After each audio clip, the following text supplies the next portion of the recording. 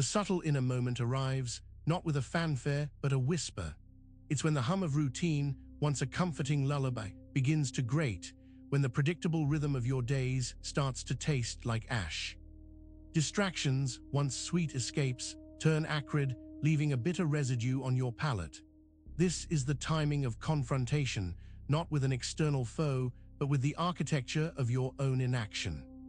What we often label ambition avoidance, that peculiar paralysis that grips us when great rewards loom, is rarely about a simple lack of will. It's a deeper tremor, a premonition, shadow whispering a dangerous truth. A hidden defense against ego collapse. This isn't about failing the task. It's about the terrifying possibility that the self you've meticulously built, the roles you play, might shatter. Childhood imprints, those formative whispers of inadequacy or conditional love, lay the foundation. Identity roles, carefully donned like sacred vestments, become both armor and prison. Persona myths, the grand narratives you tell yourself and others about who you are woven with threads of denial. All of it, a complex system designed to maintain you in unconscious compliance, to keep the roaring silence of your true self at bay. This journey is an inward gaze, not towards the shimmering peak of success, but towards the stark, unvarnished self you seem so desperate to protect from failure. And the question looms, is the self you're guarding even real? This confrontation with the poisoned routine, the subtle shift where comfort becomes a cage, leads us to the next unfolding. We must look closer at the very mechanisms designed to keep us from experiencing this discomfort. In a world that often equates busyness with worth, the routine becomes a sacred cow. It's the predictable march of days, the checkboxes ticked, the familiar path trodden. Yet, beneath this veneer of productive normalcy, a subtle poison seeps in.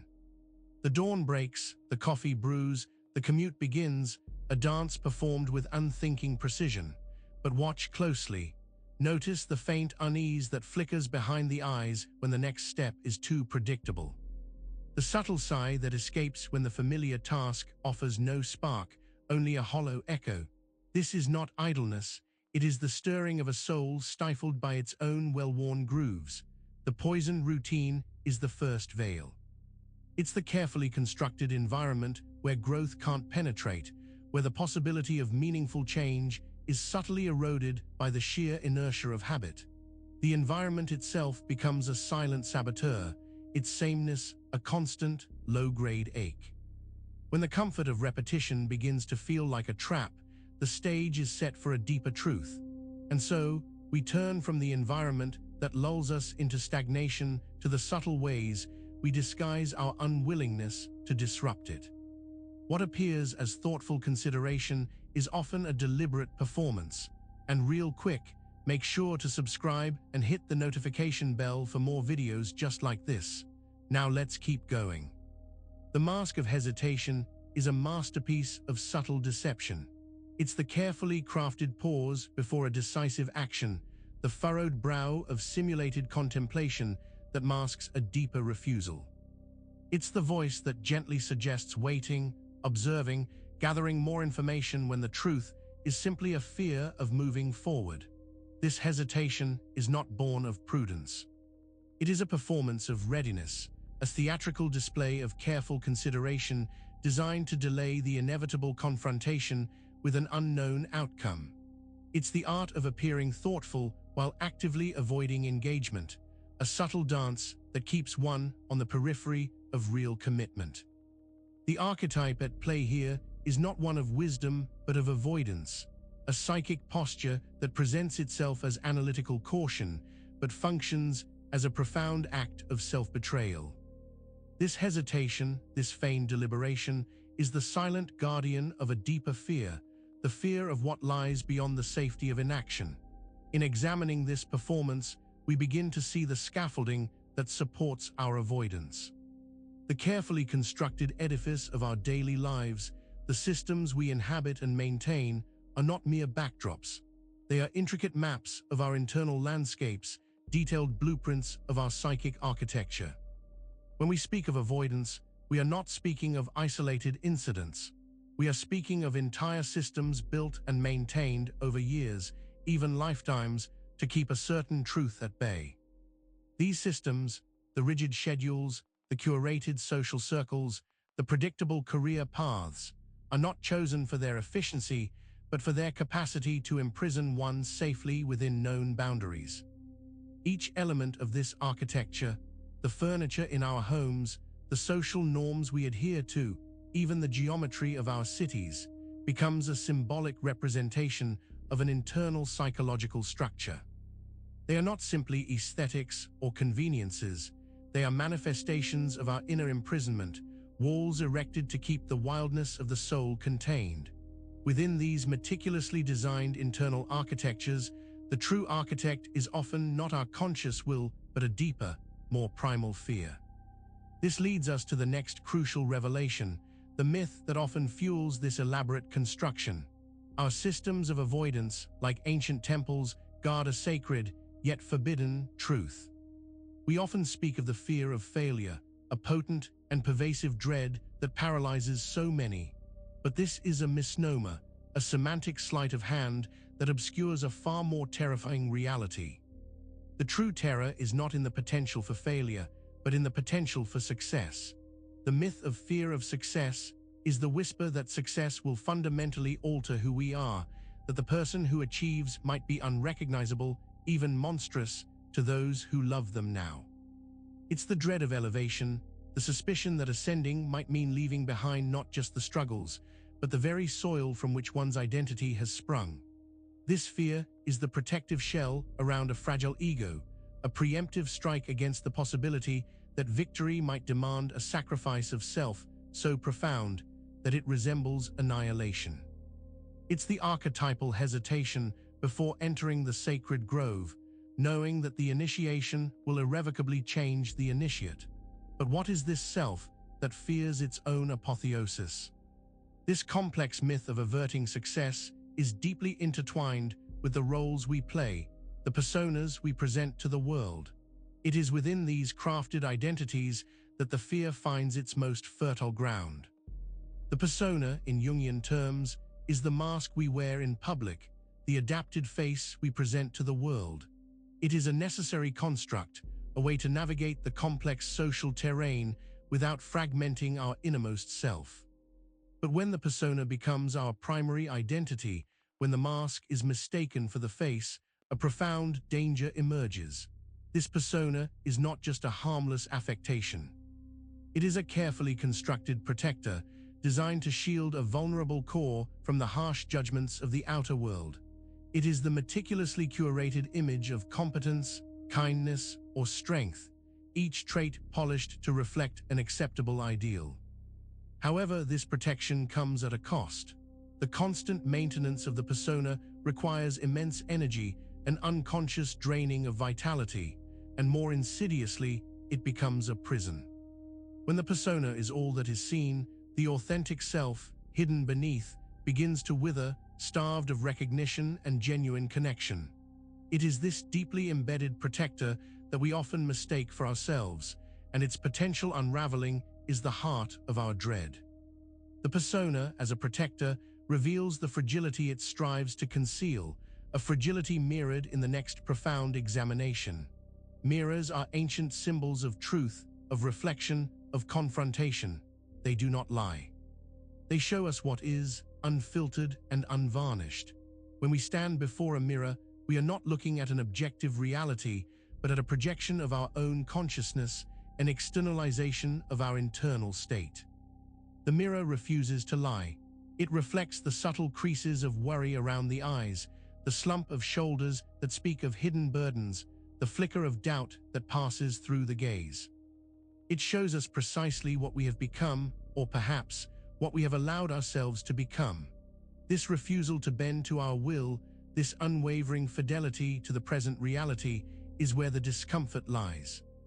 We may attempt to project an image of strength or serenity, but the mirror reflects the underlying tremor, the silent suffering that words cannot articulate. It is in this unblinking gaze that the illusion of our performance begins to dissolve, revealing the raw, unedited truth of our being. And it is in this stark, unedited truth, that we might finally begin to understand the subtle corridors within our own psyche, corridors that Jung himself sought to illuminate. The mirror's honest gaze points us toward these hidden passages. Within the labyrinth of the human psyche lie corridors that remain unlit, spaces where the light of consciousness has never fully penetrated. These are the forgotten rooms, the dusty attics of the soul, where unresolved shadows and archetypal echoes reside. Jung understood these spaces not as voids, but as vital reservoirs of untapped energy and wisdom. He spoke of navigating these unlit corridors not with fear, but with curiosity, recognizing that within their darkness lie the keys to our integration. These are the realms where the neglected aspects of ourselves, the disowned emotions, the unexpressed potentials, lie in waiting. To venture into these spaces is to confront not what we have lost, but what we have actively suppressed, what we have chosen to keep in darkness for fear of what might be found. It is here, in these deep, shadowed places, that the hidden mechanisms of our self-sabotage are often born. And within these mechanisms lies a pact we may not even realize we have made. The unlit corridors of the psyche hold the secrets of our most profound internal conflicts, and often these conflicts are fueled by a silent agreement. This is the saboteur's covenant, an unconscious pact forged in the crucible of pain and fear. This covenant is not an explicit contract signed in blood, but a series of deeply ingrained patterns, a whispered agreement with oneself to maintain the status quo, even when it is destructive. It's the silent promise to repeat past mistakes, to shy away from growth, to keep oneself bound by the familiar chains of limitation. It is forged in the moments when confronting a painful truth feels more terrifying than perpetuating a comfortable lie. It's the unconscious decision to prioritize the known suffering over the uncertain liberation, a pact that ensures the perpetuation of self-imposed obstacles. This agreement, however deeply buried, governs much of our behavior, leading us inevitably toward a precipice. And this precipice is not an end point, but a gateway, a threshold. The saboteur's covenant, meticulously maintained, ultimately leads to the verge of collapse, a place of profound transition. The threshold of collapse is not a place of destruction, but of transformation, a liminal space where the old edifice of the self begins to crumble, making way for something new. It is the moment when the carefully constructed facade, erected by a lifetime of avoidance and self-deception, can no longer withstand the accumulated pressures from within and without. This is the point where the persona cracks, where the masked hesitation is stripped away, revealing the raw vulnerability beneath. It is a moment pregnant with both terror and possibility, a terrifying void that threatens to swallow everything known. Yet it is precisely within this void, this overwhelming sense of dissolution, that the seeds of authentic selfhood can begin to sprout. The collapse is not an end, but a necessary precursor to a more genuine existence, a profound dismantling of the false self to allow the true self to emerge. It is a confrontation with emptiness, a state that often breeds a particular kind of hope. In this profound state of apparent loss, a flicker of unexpected hope can emerge. The orphan's hope is a peculiar resilience, a kind of defiant optimism that emerges not from ingrained security, but from profound loss. It is the hope of one who has learned to survive, to navigate the world without the comforting embrace of constant validation or established belonging. This hope is not naive or buoyant. It is stoic, weathered, and deeply pragmatic. It understands the sting of abandonment, the ache of isolation, yet it persists, finding sustenance in its own inner resources. It is the hope that arises when the foundations of external support have crumbled, forcing one to discover the strength that lies dormant within. It is a hope that doesn't expect rescue but prepares for self-reliance, a quiet determination that fuels the will to rebuild. This hard-won hope, born from the experience of being cast adrift, often finds its ultimate test and potential integration at a significant cosmic gate. The orphan's hope finds its ultimate proving ground within Saturn's Gate. Saturn's Gate is a potent archetype representing the trials and limitations that structure our reality. It is the cosmic principality of discipline, responsibility, and the ultimate reckoning with consequence. Passing through Saturn's Gate signifies a profound confrontation with the immutable laws of existence, the inescapable gravity of our choices, and their repercussions. This gate is often associated with the sobering lessons of maturity, the recognition that life is not always fair, and that suffering is an inherent part of the human condition. It is a place where the illusions of youthful entitlement are stripped away, leaving only the stark reality of what must be faced and endured. To confront Saturn's Gate is to engage with the fundamental structures that govern our lives, both internal and external. It requires a deep acceptance of our limitations and a willingness to undertake the arduous work of building a meaningful existence within those constraints.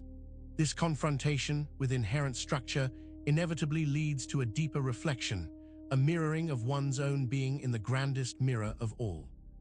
The journey through Saturn's Gate reveals the necessity of a profound self-recognition, a mirroring that can only truly occur when one faces the divine. The mirror of God is not a literal reflection, but a symbolic representation of the ultimate consciousness or universal truth against which all individual existence is measured. It is the divine presence that witnesses our being, the cosmic awareness that encompasses all things. To stand before this mirror is to confront the totality of existence and one's place within it. This is the moment of ultimate self-recognition, where the individual ego dissolves into a larger, universal context. It is here that the borrowed identities, the constructed personas, and the defended selves are laid bare, illuminated by an omniscient light. The mirror of God does not judge, but reveals.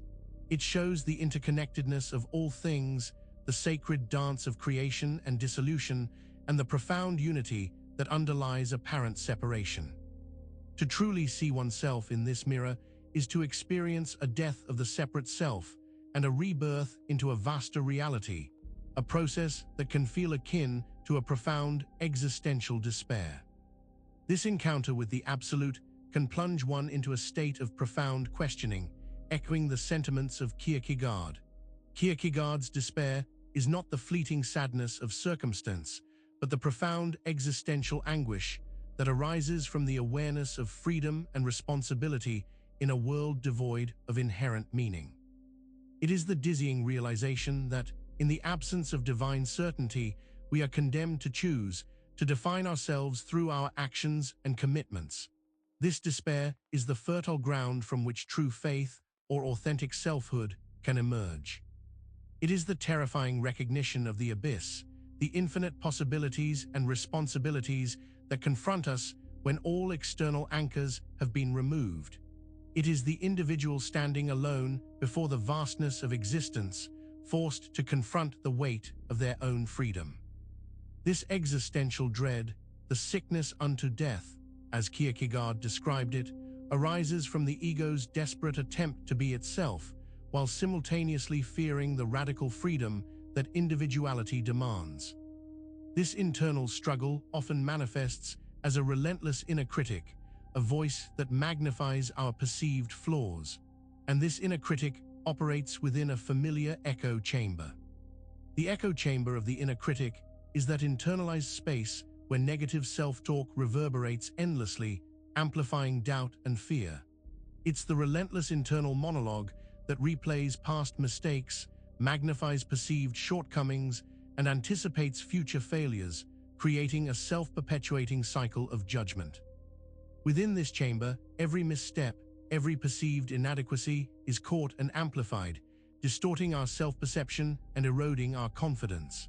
The critic's voice, often a distorted echo of past criticisms or internalized societal expectations, becomes a constant companion, undermining any genuine attempts at self-acceptance or growth.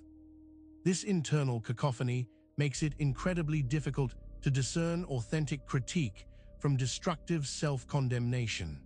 It keeps us trapped in a loop of self-recrimination, preventing us from stepping outside the familiar narrative of our own inadequacy.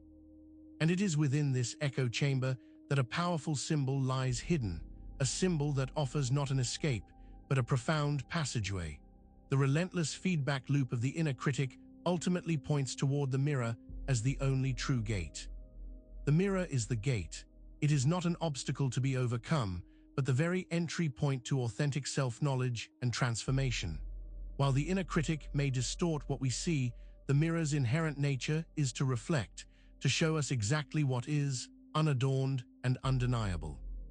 When we finally confront the mirror, without the filters of the echo chamber, without the need to perform or defend, we begin to see not just our flaws, but our essence. The mirror reflects the wholeness of our being, the light and the shadow, the strength and the vulnerability, all interconnected and inseparable. It is through this direct, unmediated confrontation with the self, through the mirror, that the illusion of separation dissolves. We realize that the fears, the doubts, the perceived inadequacies that the inner critic so tirelessly amplifies are not inherent defects, but part of the intricate tapestry of our existence. The mirror, therefore, becomes the threshold where the complex journey of self-discovery truly begins, leading us to the profound realization that the reflection itself is the path forward. Now that concludes this video. Make sure to subscribe for more videos and hit that notification bell so you never miss a new video. We'll see you in the next one.